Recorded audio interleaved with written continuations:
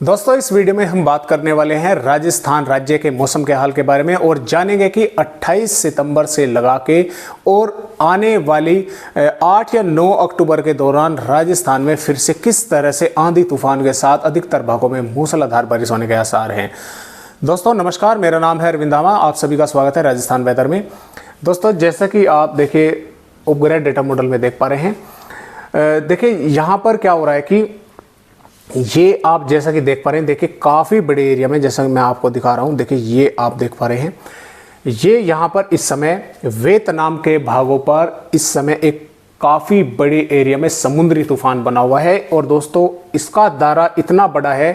कि आप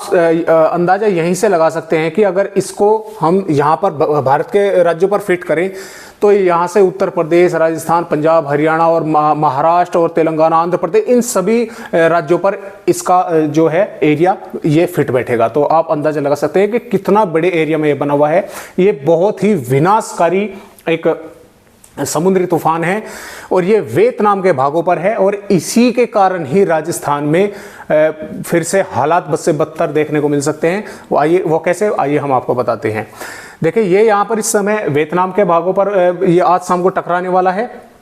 इसका मध्य भाग ये है, यहाँ पर जैसे कि आप देख पा रहे हैं ये है, तो ये आज शाम तक वियतनाम के भागों पर ये लैंडफॉल करेगा और यहाँ पर मूसलाधार भीषण बारिश करते हुए ये कुछ इस तरह से यहाँ से होकर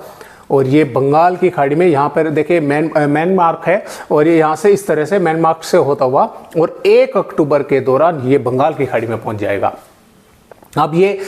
जैसा कि आप सभी जानते हैं कि ये जो भी समुद्री तूफान, साइक्लोन स्टॉर्म या वेरी सीरियस साइक्लोन स्टॉर्म, जितने भी ये होते हैं, सर्कुलेशन लो प्रेशर या डिप्रेशन वेलमार्क, ये आप जानते हैं कि जब तक ये अरब सागर या बंगाल की खाड़ी या कोई भी समुद्र में ये रहते हैं तो तब तक ये लगातार ताकतवर होते रहते हैं, क्योंकि इन्हें नमीदार हवाएं लगातार मिलती रहती हैं। लेकिन जैसे ये जमीनों के भागों पर आते हैं ये लगातार कमजोर होते चले जाते हैं, क्योंकि इन्हें नमीदार हवाएं मिलनी बंद हो जाती है। तो ठीक इसी प्रकार ये जब यहाँ से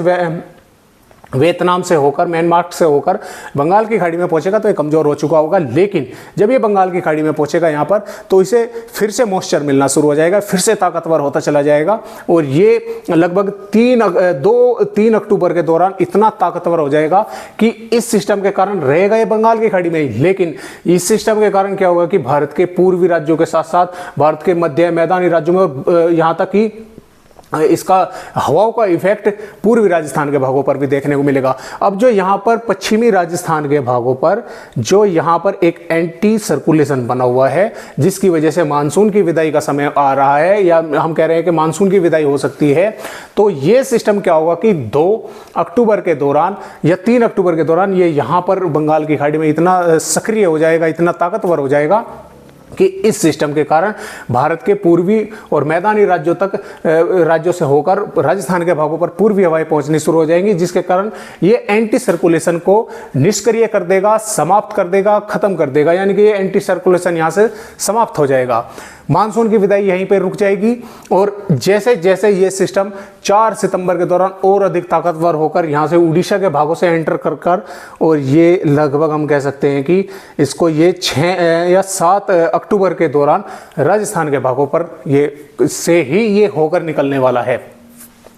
और आपको बता दें कि जब ये उड़ीसा और छत्तीसगढ़ के भागों पर होगा तो राजस्थान के पूर्वी भागों में तभी से ही हम कह सकते हैं कि बादल छा जाएंगे और तेज हवाएं चलनी शुरू हो जाएंगी। हालांकि ये थोड़ा अंदर आते आते कमजोर हो जाएगा, लेकिन इसका दायरा काफ़ी बड़ा है, तो दायरा काफ़ी बड़ा होने के कारण ये बारिश भी करनी शुरू कर देगा। और राजस्थान में हम कह सकते हैं कि 5 या 6 अक्टूबर से लगा के और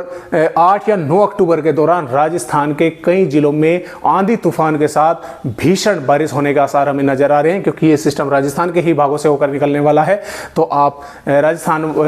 भाइयों को मैं कहना चाहूँगा कि आप सावधान रहें, सतर्क रहें। एक बहुत बड़ी आफत राजस्थान के भागों की ओर धीरे धीरे आगे बढ़ रही है। हालांकि अभी ये काफ़ी दूर है, लेकिन ये धीरे धीरे ये यहाँ से इस तरह से होती हुई भारत के पूर्वी राज्यों से होती हुई ये राजस्थान के भागों की ओर ही आने वाली है। जिस तरह से पहला मौसमी सिस्टम आपने देखा था, राजस्थान के कई जिलों में उसने हालात बद से बदतर कर दिए थे, बारिश की वजह से कई जिलों में बाढ़ जैसे हालात बना दिए थे। ये उससे भी खतरनाक सिस्टम है, क्योंकि इसका दायरा, उसका तो दायरा जब भी कुछ कम था, इसका दायरा उससे भी ज़्यादा है, ज़्यादा बड़ा है। तो इसलिए मैं राजस्थान वाले भाइयों को मैं कहना चाहूँगा कि आप सावधान रहें, सतर्क रहें अभी से ही, क्योंकि एक बहुत ही बड़ी आफत राजस्थान के भागों की तरफ आगे बढ़ रही है। तो इसका काफ़ी नुकसान राजस्थान को उठाना पड़ सकता है। हालांकि भारत के पूर्वी और मध्य राज्यों में तो ये काफ़ी भारी नुकसान करेगा ही करेगा, और राजस्थान में भी काफ़ी भारी नुकसान ये कर सकता है। और अभी ऐसा भी हो सकता है, क्योंकि देखिए यहाँ से ये दक्षिणी पश्चिमी हवाएं जब चलेंगी तो हो सकता है कि इसके ट्रैक में थोड़ा बहुत फेरबदल भी हो जाए। जैसे कि पहले सिस्टम में भी आपने देखा था कि वो पूर्वी मध्य प्रदेश से मुड़ के वापसी जाने वाला था, या फिर पश्चिमी मध्य प्रदेश से, फिर वो धीरे धीरे राजस्थान के भागों से ही वापसी रिकवर करके गया। तो इसके सिस्टम में भी थोड़ा बहुत फेरबदल हो सकता है, लेकिन ये संभावनाएं बहुत कम है, क्योंकि इसका दायरा अधिक बड़ा होने की वजह से जब ये यहाँ पर राजस्थान के पश्चिमी भागों पर बने सर्कुलेशन को ही यहाँ से बंगाल की खाड़ी से ही निष्क्रिय कर सकता है, तो आप समझ सकते हैं कि इसका दायरा कितना बड़ा है। तो फिलहाल बात करते हैं 28 सितंबर में राजस्थान के मौसम के हाल के बारे में। इस सिस्टम के बारे में जो भी हमारे पास अपडेट आएंगे, जो भी जिस भी तरह का ट्रैक बनेगा, जिस भी तरह की परिस्थितियां बनेगी, हम आपको डेली राजस्थान वीडियो के माध्यम से राजस्थान पर आप सभी को अपडेट देते रहेंगे। अब देखते हैं कि 28 सितंबर में किस तरह का राजस्थान में मौसम बना रहने वाला है। जैसा कि आप 28 सितंबर की वेदर रिपोर्ट देख पा रहे हैं, देखिए 28 सितंबर में राजस्थान के जैसलमेर, बाड़मेर, गंगानगर, हनुमानगढ़, चूरू, नागौर और बाड़मेर, जयपुर, टोंक, सीकर, भरतपुर, जोधपुर, अलवर, दौसा, करौली, इन सभी भागों में मौसम साफ, शुष्क और गर्म बना रहेगा। हालांकि यहाँ पर एक एंटी सर्कुलेशन बना हुआ है, जिसके कारण राजस्थान के ये जो भाग है, गंगानगर, हनुमानगढ़, बीकानेर, जोधपुर, इनमें दक्षिणी पश्चिमी हवाओं का जोर रहेगा। और ये जो राजस्थान के भाग है, यहाँ पर हम कह सकते हैं कि बांसवाड़ा, डूंगरपुर, उदयपुर, राजसमंद, चित्तौड़गढ़, प्रतापगढ़, सिरोही और झालावाड़, कोटा, बूंदी, बरान, भीलवाड़ा, इन जिलों में कहीं कहीं पर बादल देखने को मिल सकते हैं, और हो सकता है कि कुछ जिलों में कहीं कहीं पर बारिश की गतिविधियां देखने को मिल जाए।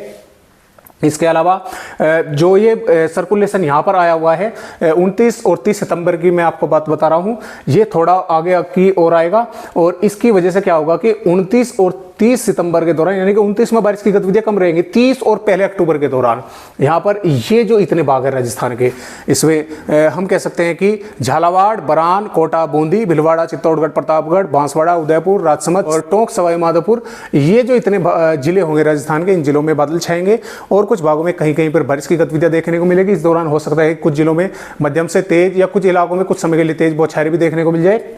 इस मौसमी सिस्टम की वजह से, क्योंकि गुजरात और पश्चिमी मध्य प्रदेश में थोड़ी सी बारिश की गतिविधियां बढ़ेंगी, तो इसके कारण दक्षिणी पूर्वी राजस्थान के भागों पर भी इसके कारण बारिश होने के आसार हमें नजर आ रहे हैं। तो कुछ इस तरह का मौसम बना रहेगा आने वाली 28 सितंबर से आने वाले 8 या 9 अक्टूबर के दौरान राजस्थान का। तो आज की वीडियो में बस इतनी जानकारी, एक नई जानकारी के साथ आप सभी दोस्तों से फिर मिलते हैं। तब तक के लिए सभी दोस्तों को नमस्कार।